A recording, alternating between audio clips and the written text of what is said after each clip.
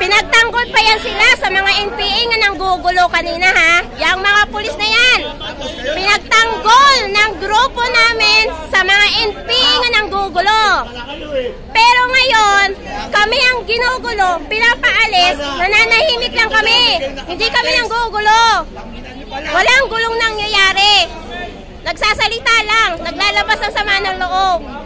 Pero ganyan po kami tratuhin ng pulis ng Pilipinas. Yan ang tumatawang pulis, o yan o. Yan ang tawang-tawang pulis sa ginagawa namin, yan. Sino po? Siya yung tawang-tawa na pulis sa ginagawa namin, yan.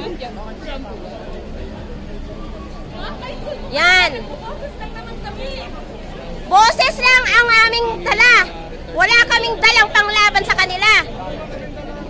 Pero kung tratuhin kami, akala mo kami ang masama. Galanan pala tayo, ha?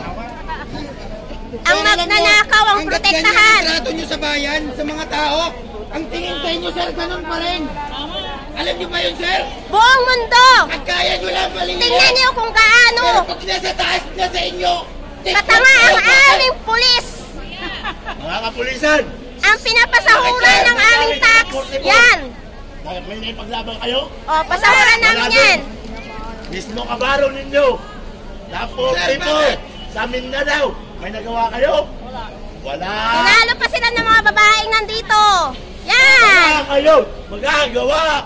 Mga pulis. Kayo. Walang bayad. Kaya nyo, sir? Yung manahimik.